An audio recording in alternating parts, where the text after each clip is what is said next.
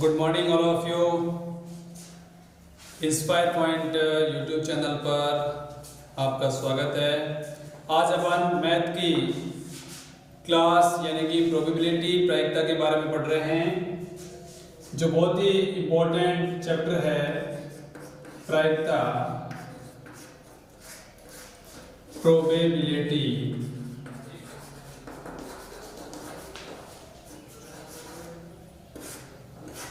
इससे पहले जो अपने प्रोबेबिलिटी का कंसेप्ट जो क्लियर किया था यानी कि पार्ट फर्स्ट के अंदर, उसमें अपन ने सिक्कों से रिलेटेड, पासे से रिलेटेड और जो इस प्रोबेबिलिटी का जो कंसेप्ट है इसके अंदर जो वोकेब होती है उसके बारे में हमने बहुत अच्छी तरीके से पढ़ा था। ठीक है, यानी कि विशेष घटनाएं क्या होती है, अनुकूल घटनाएं क्या होती है उसके बारे में पढ़ा हमने, यादृच्छिक चयन क्या होता है उसके बारे में पढ़ा। आज अपन कुछ मैंने ऐसे पार्ट फर्स्ट में बताया था कि सिक्कों से रिलेटेड क्वेश्चन आ सकते हैं, पासे से रिलेटेड क्वेश्चन आ सकते हैं और पत्तों से रिलेटेड जो है वो प्रश्न आ सकते हैं। तो अभी मैं आपको पत्तों से रिलेटेड जो प्रश्न होंगे उसको पहले कंसेप्ट को क्लियर करूंगा और उसके बाद में सिक्कों से रिलेटेड, पासे से रिलेटेड और पत्तों से रिलेटेड जो महत्वपूर्ण प्रश्न यानी कि आरबीएसई बोर्ड यानी सेकेंडरी बोर्ड एग्जाम से उसके अंदर और सभी कंपटीशन एग्जामों के अंदर जो सवाल पूछे जाते हैं अक्सर, ऐसे सवालों को मैं ज्यादा से ज्यादा एक्सरसाइज के रूप में करवाऊंगा। तो पहले अपन पत्तों के बारे में पढ़ लेते हैं, जो अपने ताश के पत्ते होते हैं उन पत्तों के बारे में। ठीक है, तो आपको सबको पता होगा कि ताश के जो पत्ते होते हैं वो टोटल 52 प्रकार के पत्ते होते हैं। कितने होते हैं मित्रों? 52 प्रकार के पत्ते, मतलब 52 प्रकार के या 52 पत्ते होते हैं, इसमें अलग अलग प्रकार होते हैं। तो ये प्रकार होंगे, ये सभी जो होंगे वो 13 अलग होंगे। ये भी 13 पत्ते होंगे, ये 13 होंगे, ये भी 13 होंगे और ये पत्ते भी कितने होंगे? 13 पत्ते होंगे। ठीक है, इसमें से सभी अलग है। ऊन का होगा, ठीक है, पान का होगा, छेड़ी का होगा, ठीक है, और एक होगा वो होगा ईंट का। इसको अपन इस नामों से जानते हैं, हुकुम का, पान का, छेड़ी का और ईंट के ये जो है वो पत्ते गिने जाते हैं। ठीक है, प्रत्येक के अंदर कितने पत्ते होते हैं? 13 होते हैं। 13 इसमें भी होते हैं, 13 इसमें भी होते हैं, 13 इसमें होते हैं, 13 इसमें होते हैं, यानी कि टोटल कितने पत्ते हो गए? 52 पत्ते हो गए। क्लियर है यहाँ तक? अब अपने को ये देखना है कि इन 13 के अंदर से अलग अलग वापस पत्ते होते हैं, उसको मैं क्लियर करता हूं। मान लीजिए कोई भी 13 पत्ते शायद अपन ले रहे हैं, किसका? पान के ले रहे हैं, तो उसके अंदर क्या होगा मित्रों? एक इक्का होता है। एक क्या होता है? इक्का होगा। दूसरा जो होगा वो एक जिसको अपन बोलते हैं बादशाह होगा, और एक होगा वो होता है बेगम का। इसका होगा मित्रों बेगम, यानी उसको अपन रानी का पत्ता भी बोलते हैं। और दूसरा जो होता है, एक होता है मित्रों वो होता है गुलाम का। किसका होता है? गुलाम का, जिसको अपन सामान्य भाषा में जोकर बोलते हैं। क्या कहेंगे? जोकर। और बाकी जो होंगे यानी कि 9 पत्ते जो होते हैं वो होते हैं, उसके ऊपर क्या लिखी होती है? संख्याएं लिखी होती है, वो पन्ने होते हैं, यानी कि 9, 10, 11, 12 और 13 पत्ते। तो एक एक के अंदर इक्का पान का भी होगा, इक्का ईंट का भी होगा, इक्का छेड़ी का भी होगा, इक्का हुकुम का भी होगा।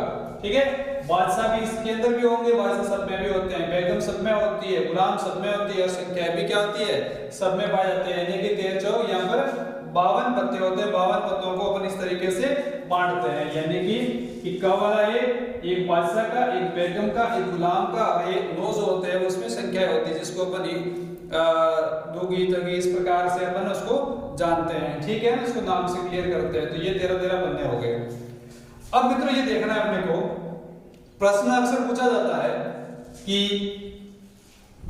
ताश की एक फेंटी गई अच्छी तरीके से जो गड्डी है, जो ताश के पत्ते हैं उनको अच्छी तरीके से फेंटा जाता है और उसके बाद के अंदर आपसे पूछा जाता है कि इसके अंदर इक्का आने की प्रायिकता क्या होगी। क्या पूछा गया है? इक्का आने की प्रायिकता क्या होगी। तो जरा ध्यान दें मित्रों, विशेष तौर से मैंने सुबह भी बताया था, यदि प्रायिकता ज्ञात करने का जो फॉर्मूला होता है वो होता है PA = मैंने क्या बोला था? वो बोला था कि घटना जो घटित हो रही है उसके अनुकूल परिणामों की संख्या क्या है। तो घटना कोई भी हो रही है उसका घटना ए के अनुकूल, घटना ए के अनुकूल स्थितियां जो उसके अनुकूल होगी उस स्थितियों को आप याद रखें। घटना ए के अनुकूल स्थितियां अपॉन क्या होगा मित्रों, तो अपॉन में होगा वो होगा निशेष घटना, घटना ए की निशेष घटनाएं, घटना ए की निशेष घटनाएं, घटना ए की निशेष स्थितियां। कुल स्थितियां कितनी होगी वो जो है वो निशेष में गिना जाएगा। तो अब देखना है कि घटना ए के निशेष की घटना कितनी है। ताश के पत्तों को अच्छी तरीके से फेंटा गया है। हमें पता है कि ताश की जो गड्डी है उसके अंदर टोटल कितने पत्ते होते हैं, 52 पत्ते होते हैं। तो कितने होते हैं, 52। ठीक है, तो ये P is equal to total पत्ते कितने हुए मित्रों, 52। 52 में से हमें पता है कि इक्का जो होता है वो पान वाले में भी होगा, ईंट वाले में भी होगा, चिड़ी वाले में भी होगा और हुकुम के अंदर भी इक्का पाया जाता है। यानी इस 52 पत्तों के अंदर से इक्का कितनी बार आ सकता है, तो इक्का टोटली 4 बार आ सकता है। इसके अनुकूल आने की परिणाम है। ठीक है, तो अपन क्या करेंगे सीधा सा, तो 4 से ये कट जाएंगे तो यानी कि हो जाएगा 1/13। कितने हो जाएंगे, यानी कि प्रश्न क्या पूछा गया था कि ताश के पत्तों को या ताश के जो पत्ते उसकी गड्डी को अच्छी तरीके से फेंटी जाती है। उसके बाद में पूछा गया कि इक्का आने की प्रायिकता क्या होगी मित्रों। तो इक्का आने की प्रायिकता मैंने बोला कि घटना ए की अनुकूल स्थितियां क्या है, घटना ए की निशेष स्थितियां क्या है। तो कुल स्थितियां थी 52, उसमें से इक्का आने की प्रायिकता रहेगी 4, यानी इसको आपने डिवाइड किया तो आ गई 1/13, यानी कि इक्का आने की प्रायिकता क्या आई, इक्का आने की प्रायिकता। तो इक्का आने की जो प्रायिकता मिली मित्रों वो मिली है अपने को 1/13। ठीक इसी प्रकार से अपने को बादशाह आने की प्रायिकता की बात करें तो भी 1/13, बेगम आने की बात करें तो भी 1/13, गुलाम यानी जोकर आने की बात करें तो भी 1/13। तो इन सबसे रिलेटेड कुछ भी पूछ ले अपने को, चाहे क्या पूछे, बादशाह पूछे या बेगम पूछे या गुलाम पूछे, तो प्रायिकता क्या होगी मित्रों, प्रायिकता होगी आपकी 1/13। क्लियर है यहाँ तक।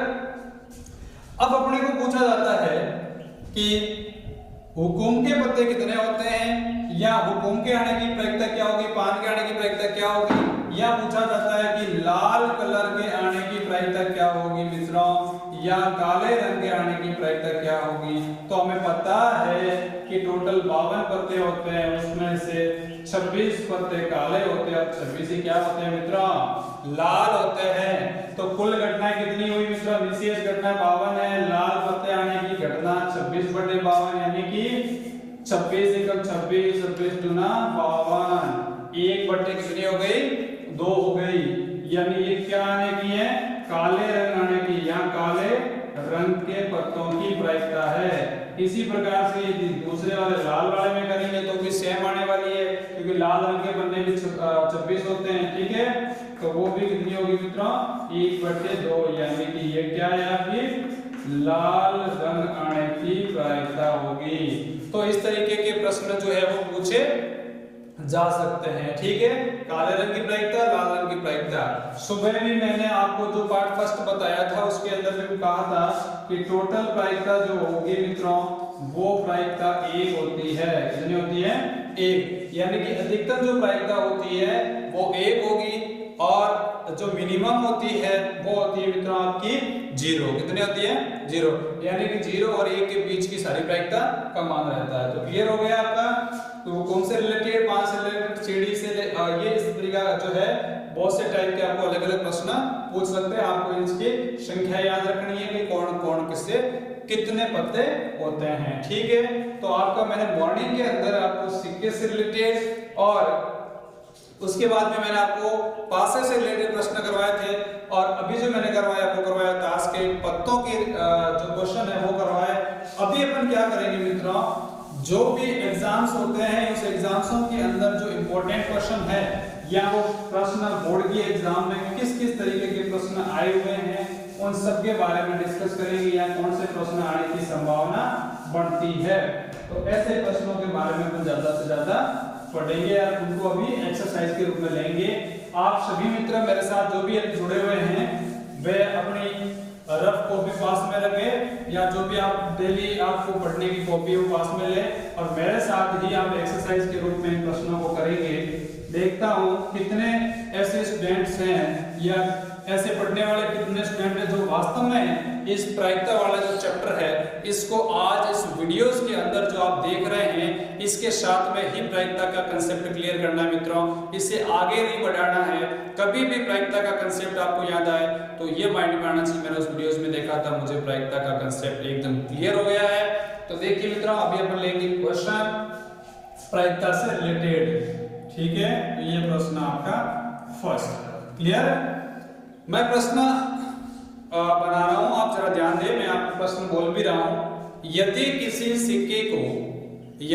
सिक्के को 2 बार उछाला जाता है या अपन कह सकते हैं कि 2 सिक्कों को एक ही साथ उछाला जाता है, क्या लिखेंगे?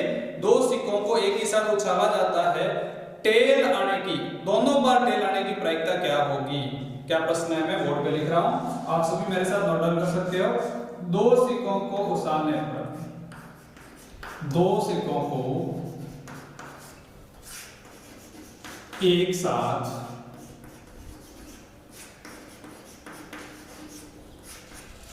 उछालने पर, 2 सिक्कों को आप क्या कर रहे हैं, एक साथ उछालने पर हेड आने की या उछालने पर दोनों बार हेड आने की, पहले बार पूछ रहा हूं, दोनों बार हेड आने की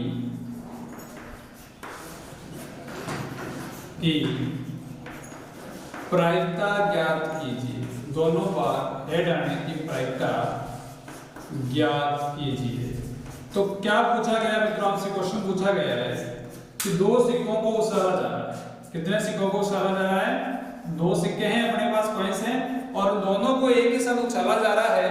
मैंने मॉर्निंग आपको जो पार्ट फर्स्ट पढ़ाया था उसमें बताया था कि किसी एक सिक्के को जब उछालते हैं तो और वो अपनी स्वतंत्र अवस्था में होता है और जब वो नीचे गिरेगा धरातल पर तो उससे पहले कोई तय नहीं होता है कि वो हेड के साइड में गिरेगा या टेल के साइड में गिरेगा।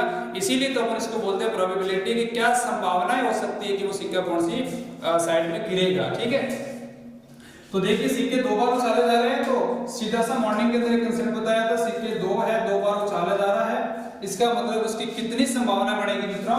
तो संभावना बढ़ेगी 2 का स्क्वायर यानी कि 4। समझ में आई बात क्या? तो 4 ऐसी प्रोबेबिलिटियां, 4 ऐसी संभावनाएं बनेगी कि सिक्का जो होगा वो 4 तरीके से गिर सकता है। देखिए कौन कौन से। पहली स्थिति में वो हेड आ सकता है, ठीक है। दूसरी स्थिति के अंदर हेड और टेल आ सकता है। तीसरी स्थिति के अंदर टेल और हेड आ सकता है और चौथी स्थिति मित्रों होगी कि दोनों ही क्या मिलेंगे? टेल मिलेंगे। क्लियर है? यहाँ तक हेड आएगा, हेड टेल आ सकता है, टेल हेड आ सकता है और टेल मिलेगा। इसका मतलब हुआ कि पोजीशनें कितनी बनी? 4 बनी। 2 सिक्कों को उछालेंगे तो पोजीशन बन गई 4। प्रश्न क्या पूछा गया है उसको अपने को ध्यान देना है कि हेड आने की प्रायिकता क्या होगी। तो मैं इसको PH लिख देता हूं, कोई दिक्कत नहीं। उसके बाद में लिखेंगे कि हेड आने की अनुकूल घटना या अनुकूल स्थितियां, हेड आने की, या अपन इसको कह सकते हैं कोई घटना A घटित हो रही है, उस घटना A के घटित होने की अनुकूल स्थितियां क्या होगी? तो H आने की अनुकूल स्थितियां क्या है? हेड आएगा या नहीं आएगा उसकी अनुकूल स्थितियां होती है और एक होती है कुल स्थितियां। ठीक है, तो ये हेड आने की आपकी अनुकूल स्थितियां। और फिर लिखूंगा मैं यहाँ पर निशेष घटनाएं। क्या लिखेंगे? वही फॉर्मूला मित्रों सब जने याद रखना। जो बोर्ड से एग्जाम की परीक्षा देंगे यहाँ पर तो उनको फॉर्मूले लिखने बहुत जरूरी है, क्योंकि उनको इस फॉर्मूले लिखने से या प्रश्न की जो आपने आंसर लिखा उसकी फ्रेमिंग कैसी है उसके आधार पे आपको मार्क्स मिलते हैं। ठीक है, निशेष स्थितियां ये हो गए। क्लियर है? निशेष स्थितियां। अब अपन कहेंगे भाई वो हेड आने की प्रायिकता की बात हो रही है, तो अभी मैंने कहा निशेष घटनाएं कितनी है? टोटल घटनाएं तो टोटल घटनाएं आपकी 4 है। कितनी है? 4 है। और बात हो रही थी कि दोनों बार हेड आने की, तो मित्रों ध्यान दे, यहाँ तो दोनों बार टेल है, इसका मतलब ये तो गिनना नहीं है, इसमें एक बार हेड है, ये भी नहीं गिनेंगे, क्योंकि बात तो हो रही है कि दोनों बार हेड आने के बाद हेड टेल है, इसको भी नहीं गिनेंगे। लेकिन ये एक ऐसी संख्या, ये मतलब एक ऐसी घटना की स्थिति होगी जिसके अंदर दोनों बार क्या आ रहा है? हेड आ रहा है। तो 3 तो नहीं आ रहे, लेकिन ये आ रहा है। ठीक है, तो ये हो गया आपका एक बार हेड हो गया ये। तो अभी क्या हुआ कि निशेष जो घटनाएं हैं, यानी कि निशेष या कुल घटनाएं कितनी है मित्रों?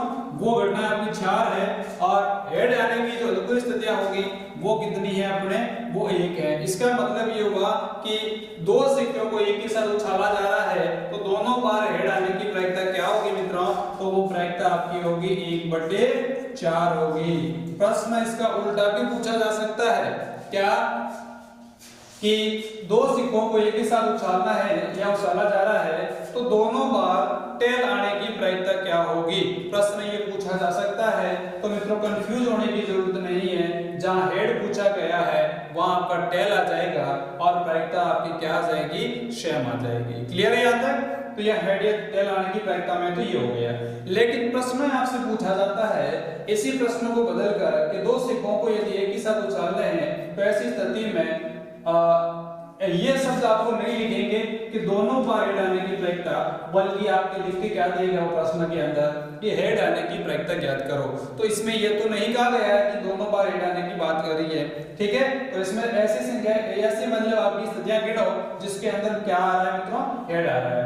तो देखिए यहाँ हेड और हेड है, मतलब इसमें भी गिना जाएगा, यहाँ पर भी हेड है मित्रों, ये भी गिना जाएगा, यहाँ पर भी हेड है, ये भी गिना जाएगा। लेकिन ये जो है वो स्थिति नहीं गिनी जाएगी, क्योंकि इस स्थिति के अंदर क्या आ रही है? दोनों ही टेल आ रहे हैं। तो इसकी आपने को क्या बनेगी? प्रायिकता क्या होगी? तो कुल घटनाएं कितनी होगी मित्रों? 4 हो गई। 4 में से इसकी अनुकूल घटनाएं कितनी आ रही हैं? तो इसकी अनुकूल घटनाएं आ रही है 3, यानी कि क्या हुआ? प्रायिकता 3/4 होगी। कितनी होगी मित्रों? 3/4। तो ये तो थे आपके, और इसका समझ ऐसे प्रश्न आप टेल के रिलेटेड पूछ सकते हो, तो वो सेम बात, सेम घटनाएं हो गई। ठीक है, अब प्रश्न यदि पासे से रिलेटेड आ जाते हैं, किससे रिलेटेड मित्रों? पासे से, कि दो पासे हैं। कितने पासे हैं? 2 पासे हैं, और दोनों पासों को उछाला जाता है या किसी एक पासे को 2 बार उछाला जाता है, तो ऐसी स्थिति के अंदर अंकों का योग 7 आने की प्रायिकता क्या होगी? तो मैं लिखता हूं, क्वेश्चन को लिखता हूं, दो पासों को एक ही साथ या एक साथ उछालने पर, 2 पासे हैं और दोनों पासों को एक साथ उछालने पर क्या अंकों का योग जो होगा, अंकों का योग 7 आने की प्रायिकता ज्ञात कीजिए। ठीक है मित्रों, प्रश्न है 2 पासों को एक साथ उछाला जा रहा है, अंकों का योग 7 आने की प्रायिकता ज्ञात करो। यदि ऐसे प्रश्न आ जाते हैं तो कंफ्यूजिंग नहीं होना है, इसकी अपन एक टेबल क्रिएट करते हैं।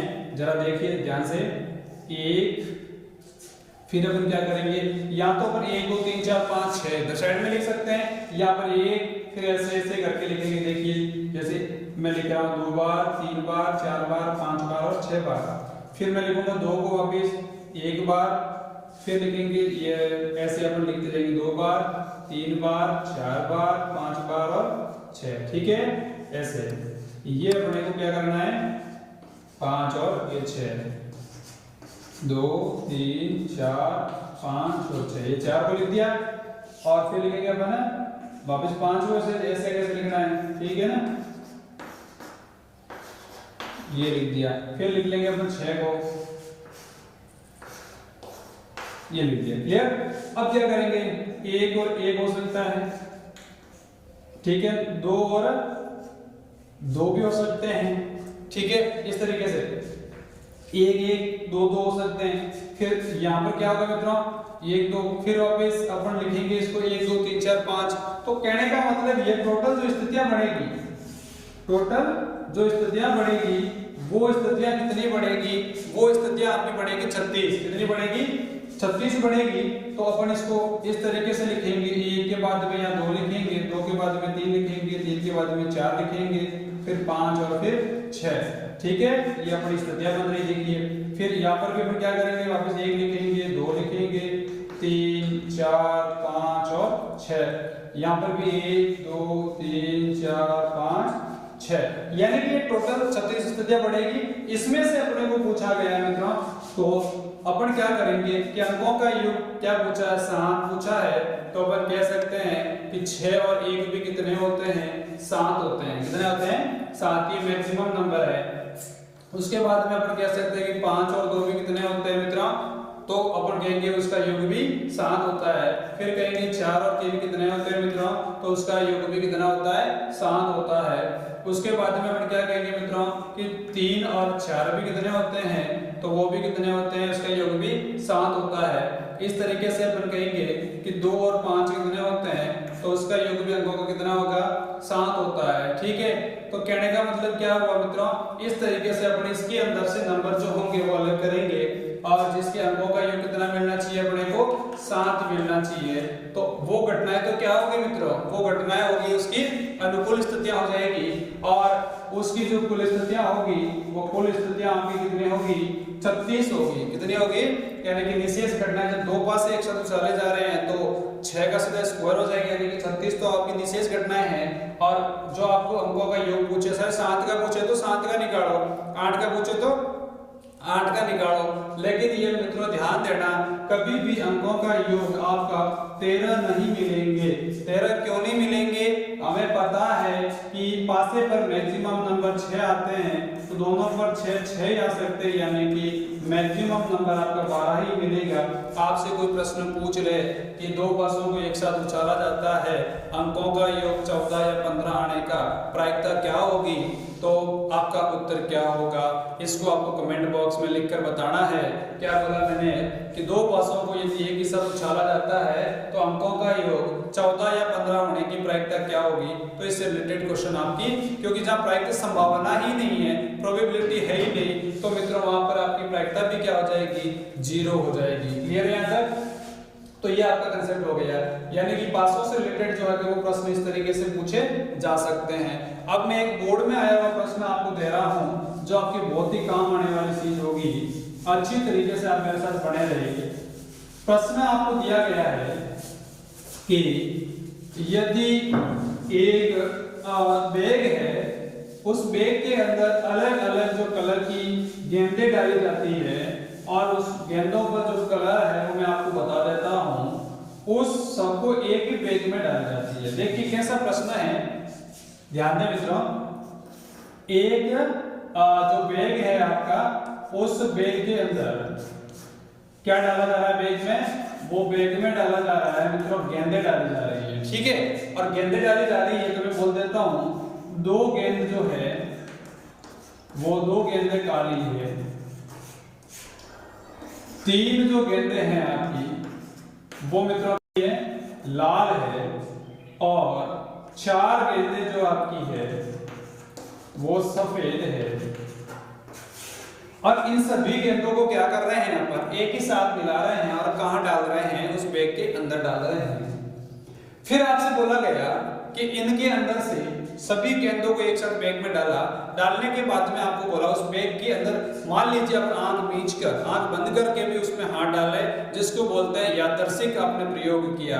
आपको पता नहीं था कि इसमें कौन कौन सी गेंदें कहां पड़ी है, आपने यादृच्छिक चयन करते हैं, तो इसमें से काली गेंद आने की प्रायिकता क्या होगी, लाल गेंद आने की प्रायिकता क्या होगी, और सफेद गेंद आने की प्रायिकता क्या होगी मित्रों। तो इससे रिलेटेड प्रश्न आ सकते हैं। ध्यान देना यह है कि यदि आपकी कोई घटनाएं हैं, उसके अनुकूल घटनाएं कितनी हैं, तो उस अनुकूल घटना की बात होगी, ठीक है, या अनुकूल बोलते हैं अनुकूल स्थितियां होगी, और दूसरा जो होगा वो आपका होगा निशेष घटनाएं या निशेष स्थितियां आपकी। ठीक है, ये आपके होगी निशेष स्थितियां।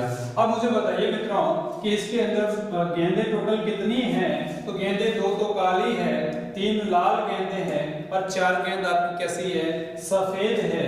तो 4 और 3 कितनी होगी मित्रों, 7 हो गई, और 7 और 2 कितनी हो गई, 9। इसका मतलब गेंदें टोटल कितनी है, तो गेंदें आपकी 9 है। प्रश्न पूछा गया है कि काली गेंद आने की प्रायिकता ज्ञात करो। किसकी, काली गेंद आने की। तो हमें पता है कि 9 तो टोटल गेंदें हैं, उसमें से काली गेंद कितनी है मित्रों, 2 है। तो प्रायिकता भी आपकी क्या हो जाएगी, 2/9 हो जाएगी। ठीक है। इसी तरीके से आपको पूछा जाता है कि लाल गेंद, ये तो मित्रों कौन से गेंद की है, काले रंग की गेंद आने की प्रायिकता है। आपसे पूछा गया लाल गेंद आने की प्रायिकता, तो इसी फॉर्मूले के अंदर अपन 3/9 यानी कि 1/3 हो जाएगा। तो ये कौन से रंग की प्रायिकता हो गई, तो ये मित्रों लाल रंग की गेंदें आने की प्रायिकता हो गई। इसी तरीके से यदि अपने को सफेद गेंद आने की बात करें तो मित्रों इसी फॉर्मूले के अंदर अपन लिखेंगे 4/9 का, यानी ये प्रायिकता जो होगी डिवाइड नहीं हो रहे हैं, तो अपन कहेंगे कि यह किसकी प्रायिकता है मित्रों, तो सफेद रंग की गेंदें आने की प्रायिकता है। क्लियर है। तो ऐसे फॉर्मूले से अपन इसको ज्ञात कर सकते हैं।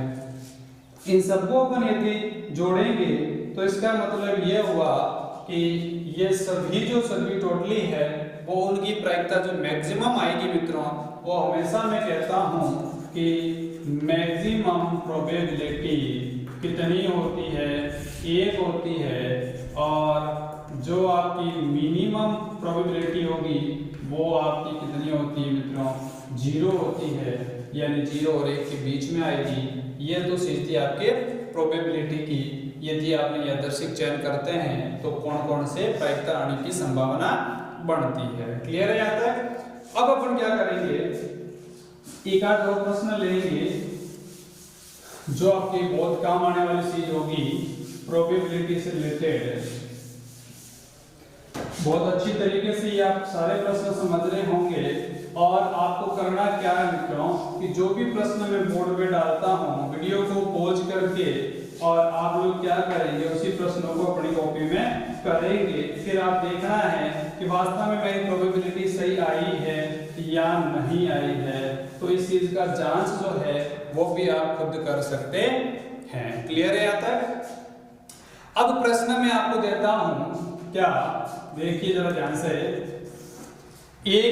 12 कुछ ऐसे व्हाइट कलर के कुछ छोटे छोटे कागज बनाए जाते हैं, और उस व्हाइट कलर के जो कागज होते हैं उन कागज के ऊपर क्या करते हैं मित्रों, 1 से लगाकर 12 या 15 तक कोई भी संख्या अंकित करते हैं। मान लीजिए हम बात कर रहे हैं कि 1 से 12 तक, यानी 2 3 4 5 6 7 8 9 10 11 और 12। मान लीजिए आपके आरबीएससी में प्रश्न आया हुआ है, तो 12 तक हमने क्या कर ली, इस पे संख्या नोट कर ली। फिर अपने को पूछते हैं कि क्या प्रश्न पूछा जाता है कि 2 के गुणज आने की प्रायिकता बताइए कि 2 के गुणज आने की प्रायिकता क्या होगी मित्रों। तो आपको वही फॉर्मूला अपनाना है, ठीक है, और उसमें देखना है कि इसमें निशेष घटनाएं कितनी है मित्रों। निशेष घटना कितनी है का मतलब ये हुआ कि उसमें टोटल आपके पत्ते जो आपने बनाए हैं व्हाइट कलर के वो कितने हैं मित्रों। तो वो पत्ते आपके 12 है, और उसके अंदर से मैं अभी आपको क्या करता हूँ, 2 के गुणजों को अलग करता हूँ। एक कोई 2 का गुणज तो नहीं है, लेकिन 2 का एक गुणज है, ठीक है। 2 × 1 अपन कह सकते हैं।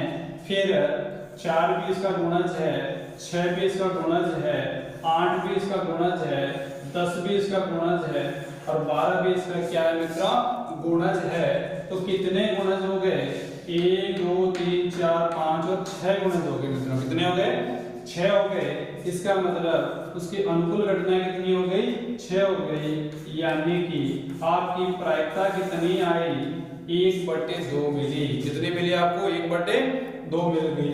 तो ये याद रखना है कि 2 के गुणज आने की प्रायिकता से रिलेटेड आपको कोई भी प्रश्न पूछा जा सकता है, ठीक है। अब आपको ध्यान देना है, प्रश्न अधिकतर बार पूछा जाता है एक सामान्य वर्ष के बारे में। और एक मैं अभी आपको एक क्वेश्चन बताता हूं कि एक लीप वर्ष जो होता है उस लीप वर्ष का यादृच्छिक चयन किया जाता है, किस वर्ष का? लीप वर्ष का। और लीप वर्ष जो होता है मित्रों उसके अंदर आपके टोटल 366 दिन होते हैं। तो आपको क्या पूछा गया है कि एक लीप वर्ष का चयन करेंगे और उसके अंदर सोमवार आने की प्रायिकता ज्ञात करिए। बहुत अच्छा क्वेश्चन है, आप लोग इसको नोट डाउन कर सकते हैं, आपकी बहुत काम आने वाली चीज होगी, क्योंकि ये रीजनिंग के भी कंसेप्ट होते हैं, रीजनिंग के अंदर इन बातों को अधिक बार पूछी जाती है। ठीक है, तो प्रश्न क्या है मित्रों, जरा ध्यान दें। एक लीप वर्ष का, एक लीप वर्ष का यादृच्छिक चयन किया जाता है तो सोमवार आने की प्रायिकता क्या होगी? सोमवार या मंगलवार या कुछ भी वार आपको पूछ ले, उसके आने की प्रायिकता जो है वो क्या होगी मित्रों? तो ध्यान दें, अभी बात करेंगे कि एक जो लीप वर्ष होता है उस लीप वर्ष के अंदर दिन कितने होते हैं मित्रों? तो लीप वर्ष में 366 दिन आपके होते हैं। क्लियर है?